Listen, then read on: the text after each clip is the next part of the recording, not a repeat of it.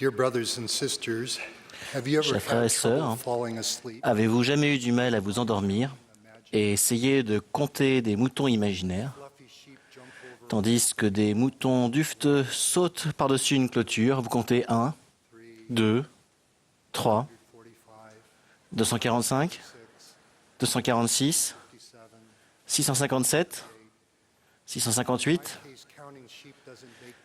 Pour ma part, compter les moutons ne me fait pas dormir. Je m'inquiète d'en manquer ou d'en perdre un, et cela me maintient éveillé. Avec le jeune berger devenu roi, nous déclarons « L'Éternel est mon berger, je ne manquerai de rien.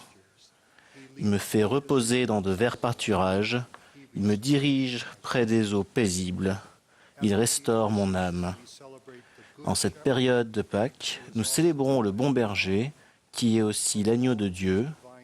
De tous ses titres divins, aucun autre n'est plus tendre ni plus significatif.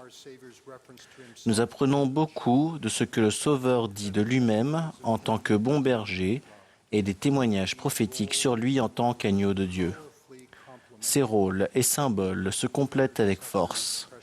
Qui mieux que le bon berger peut secourir chaque agneau précieux, et qui mieux que l'agneau de Dieu peut être notre bon berger? Car Dieu a tant aimé le monde qu'il a donné son Fils unique, et le Fils unique de Dieu a donné sa vie en obéissant volontairement à son Père. Jésus témoigne. Je suis le bon berger. Le bon berger donne sa vie pour ses brebis. Jésus avait le pouvoir de donner sa vie et le pouvoir de la reprendre. Uni avec son Père, notre Sauveur nous bénit d'une manière unique, tant comme notre bon berger que comme l'agneau de Dieu. En tant que bon berger, Jésus-Christ appelle ses brebis par sa voix et en son nom. Il nous cherche et nous rassemble. Il enseigne comment servir avec amour. Réfléchissons à ces trois thèmes, en commençant par le fait qu'il nous appelle par sa voix et en son nom. Premièrement, notre bon berger appelle par leur nom les brebis qui lui appartiennent. Elles connaissent sa voix, et il vous appelle en son nom, qui est le nom du Christ. Lorsque nous nous efforçons de suivre Jésus-Christ avec une intention réelle, nous sommes inspirés à faire le bien, à aimer Dieu et à le servir. Lorsque nous étudions, méditons et prions, lorsque nous renouvelons régulièrement les alliances de la Sainte Seine et du Temple, et lorsque nous invitons tout le monde à venir à son évangile et à ses ordonnances, nous écoutons sa voix. Aujourd'hui, le président Nelson nous recommande d'appeler l'Église rétablie par le nom que Jésus-Christ a révélé, l'Église de Jésus-Christ des saints des derniers jours. Le Seigneur a dit « Tout ce que vous le ferez en mon nom. C'est pourquoi vous appellerez l'Église de mon nom, et vous invoquerez le Père en mon nom, pour qu'il bénisse l'Église à cause de moi. Dans le monde entier, dans notre cœur et notre foyer, nous invoquons le Père au nom de Jésus-Christ et sommes reconnaissants de la bénédiction si généreuse de notre culte, de notre étude de l'Évangile et de nos activités familiales saines, centrées sur le foyer et soutenues par l'Église. Deuxièmement, notre bon berger nous cherche et nous rassemble dans son unique troupeau. Il demande « Quel homme d'entre vous, s'il a 100 brebis et qu'il en perde une, ne laisse les 99 autres dans le désert pour aller après celle qui est perdue jusqu'à ce qu'il la retrouve ?» Notre Sauveur tend la main à celle qui est perdue et aux 99 autres, souvent en même temps. Quand nous servons, nous nous souvenons des 99 qui restent fermes et immuables, même quand nous partons à la recherche de celle qui s'est égarée. Notre Seigneur nous recherche et nous recueille de tous les lieux, des 4 coins de la terre. Il nous rassemble par une sainte alliance et par le sang de son expiation. Notre Sauveur a dit à ses disciples du Nouveau Testament « J'ai encore d'autres brebis qui ne sont pas de cette bergerie. Sur le continent américain, le Seigneur ressuscité a témoigné aux enfants de l'Alliance de Léhi. Vous êtes mes brebis. Et il a dit que d'autres brebis encore entendraient sa voix. Quelle bénédiction est le livre de Mormon comme témoin supplémentaire de la voix de Jésus-Christ. Jésus-Christ demande à l'Église de recevoir toutes les personnes qui entendent sa voix et respectent ses commandements. La doctrine du Christ comprend le baptême d'eau et le baptême de feu et du Saint-Esprit. Néphi demande, « Et maintenant, si l'agneau de Dieu, qui est saint, a besoin d'être baptisé d'eau pour accomplir tout ce qui est juste, oh alors, à combien plus forte raison, nous qui ne sommes pas saints, avons-nous besoin d'être baptisés, oui, d'eau. Aujourd'hui, notre Sauveur désire que ce que nous faisons et que ce que nous devenons incite les autres à venir à lui et à le suivre. Venez trouver l'amour, la guérison, le lien et l'appartenance à l'alliance en lui, notamment dans le saint temple de Dieu, où les ordonnances sacrées du salut bénissent toutes les générations des familles, rassemblant ainsi Israël des deux côtés du voile. Troisièmement, en tant que berger d'Israël, Jésus-Christ illustre la façon dont les bergers en Israël servent avec amour. Lorsque notre Sauveur demande si nous l'aimons, comme il l'a fait avec Simon-Pierre, il implore « Paix mes agneaux, paix mes brebis, paix mes brebis. » Le Seigneur promet que quand ses bergers paîtront ses agneaux et ses brebis, les membres de son troupeau n'auront plus de crainte, plus de terreur, et il n'en manquera aucun. Notre bon berger avertit que les bergers en Israël ne doivent pas semer, ni disperser ou égarer les brebis, ni suivre leur propre voie selon leur intérêt. Les bergers de Dieu doivent fortifier, guérir, panser celles qui sont blessées, ramener celles qui ont été chassées, chercher celles qui se sont perdues. Le Seigneur met aussi en garde contre les mercenaires qui ne se mettent point en peine des brebis, et contre les faux prophètes qui viennent à vous en vêtements de brebis, mais au-dedans sont des loups ravisseurs. Notre bon berger se réjouit lorsque nous exerçons notre libre arbitre moral avec sincérité et foi. Les membres de son troupeau se tournent vers notre Sauveur avec reconnaissance pour son sacrifice expiatoire. Nous faisons alliance de le suivre, non de manière passive, aveuglément ou comme des moutons, mais désirant de tout notre cœur et de tout notre esprit aimer Dieu et notre prochain, portant les fardeaux les uns des autres et nous réjouissant de la foi des autres.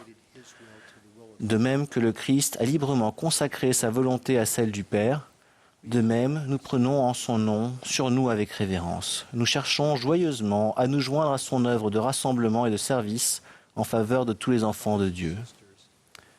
Frères et sœurs, Jésus-Christ est notre berger parfait. Parce qu'il a donné sa vie pour les brebis et qu'il est désormais ressuscité en gloire, Jésus-Christ est aussi l'agneau parfait de Dieu. L'agneau sacrificiel de Dieu est très préfiguré dès le commencement.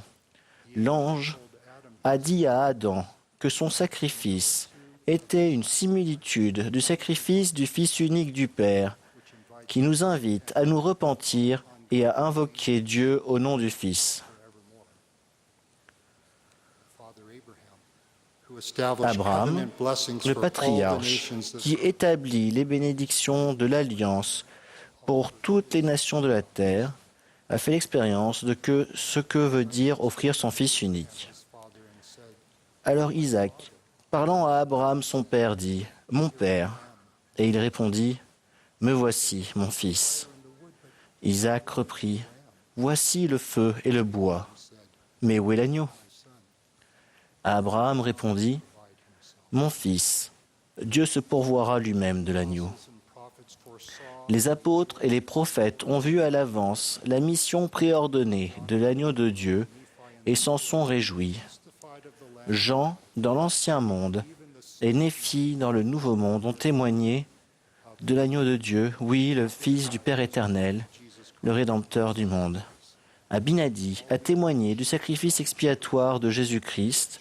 Nous étions tous errants comme des brebis, chacun suivant sa voie. Et le Seigneur a fait retomber sur lui l'iniquité de nous tous. Alma a dit que le grand et dernier sacrifice du Fils de Dieu avait plus d'importance que toutes les autres choses à venir. Il nous a encouragés et exhortés ainsi. Ayez foi en l'agneau de Dieu, venez et ne craignez pas. Une amie qui m'est chère m'a raconté comment elle avait obtenu son précieux témoignage de l'expiation de Jésus-Christ. Elle a grandi en croyant que le péché entraînait toujours un grand châtiment que nous devions porter seuls. Elle a supplié Dieu de l'aider à comprendre la possibilité du pardon divin. Elle a prié pour savoir comment Jésus-Christ pardonne à qui se repent, comment la miséricorde satisfait la justice. Un jour, sa prière a reçu une réponse au cours d'une expérience qui l'a transformée spirituellement. Un jeune homme désespéré est sorti en courant d'un magasin d'alimentation portant 2 sacs de nourriture qu'il avait volés. Il a couru dans une rue encombrée, poursuivi par le gérant du magasin qui l'a attrapé et a commencé à crier et à se disputer avec lui. Au lieu de juger le jeune homme apeuré comme un voleur, mon amie a été soudain envahie par un profond sentiment de compassion pour lui. Sans crainte pour sa propre sécurité, elle s'est approchée des 2 hommes qui se disputaient. Elle s'est entendue dire « Je vais payer la nourriture. Laissez-le partir. Laissez-moi payer la nourriture. » Inspirée par le Saint-Esprit et remplie d'un amour qu'elle n'avait jamais éprouvé auparavant, mon amie a dit « Tout ce que je voulais faire, c'était aider et sauver le jeune homme. » Elle a dit qu'elle avait commencé à comprendre Jésus-Christ et son expiation, comment et pourquoi, motivé par un amour pur et parfait, le Christ était désireux de s'offrir en sacrifice pour être son sauveur et son rédempteur, et pourquoi elle voulait qu'il le soit. Il n'est pas étonnant que nous chantions. Aussi le bon berger cherche cet agneau perdu. De sa main il tend la perche de son salut. En tant qu'agneau de Dieu, notre Sauveur sait quand nous nous sentons seuls, rabaissés, incertains ou effrayés. Dans une vision, Néphi a vu le pouvoir de l'agneau de Dieu descendre sur les saints de l'Église de l'agneau et sur le peuple de l'Alliance du Seigneur. Bien que dispersés sur toute la surface de la terre, ils étaient armés de justice et du pouvoir de Dieu dans une grande gloire. Cette promesse d'espérance et de réconfort s'applique aussi à notre époque. Êtes-vous le seul membre de l'Église de votre famille, de votre école, de votre lieu de travail ou de votre collectivité? Votre branche vous semble-t-elle parfois petite ou isolée? Avez-vous emménagé dans un nouvel endroit dont vous ne connaissez peut-être pas la langue ni les coutumes? Peut-être que votre situation a changé et que vous faites maintenant face à des choses que vous n'auriez jamais cru possibles.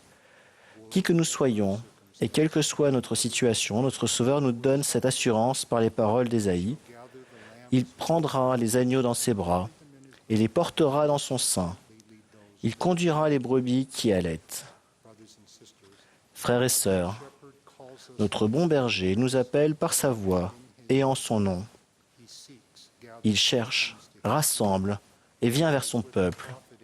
Par l'intermédiaire de son prophète vivant et de nous tous, il invite tout le monde à trouver la paix, un but, la guérison et la joie dans la plénitude de son évangile rétabli sur son chemin d'alliance. Par l'exemple, il enseigne aux bergers d'Israël à servir dans son amour. En tant qu'agneau de Dieu, sa mission divine a été préordonnée et les apôtres et les prophètes s'en sont réjouis. Son expiation infinie et éternelle est essentielle au plan du bonheur et au but de la création. Quelle que soit notre situation, il nous assure qu'il nous porte près de son cœur. Chers frères et sœurs, puissions-nous désirer d'être les humbles disciples de Dieu et de l'agneau. Avoir peut-être un jour notre nom écrit dans le livre de vie de l'agneau. Chanter le cantique de l'agneau, être invité au repas de l'agneau. Comme berger et agneau, il appelle « Revenez à la vraie connaissance de votre Rédempteur, votre grand et véritable berger. » Il promet que par sa grâce, nous pouvons devenir parfaits dans le Christ. Il nous appelle par son nom, le nom de Jésus-Christ. Amen.